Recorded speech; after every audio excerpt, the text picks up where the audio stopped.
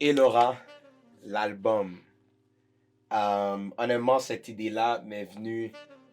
C'était tellement random. Je pense que je parlais avec ma femme et j'ai réalisé que, en fait, pour ceux qui me connaissent depuis avant que je transitionne dans ma vie au niveau du ministère, j'étais un artiste et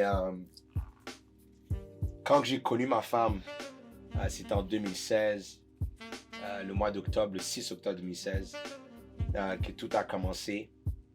Et depuis lors, je crois en fait quand j'ai commencé à lui parler, je venais de sortir mon dernier album, qui est sorti je pense 2 mois après.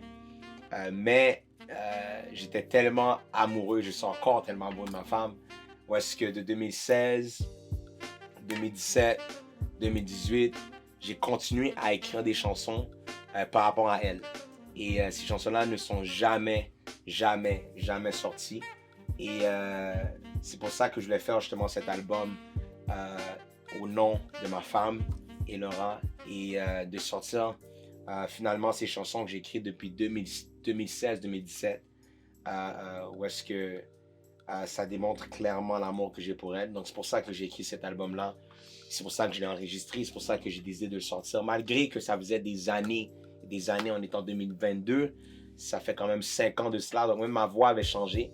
Donc c'était tout un défi de retourner pour réarranger certaines choses pour que ça soit vraiment en bonne et due forme, en bon état pour que ça soit disponible partout.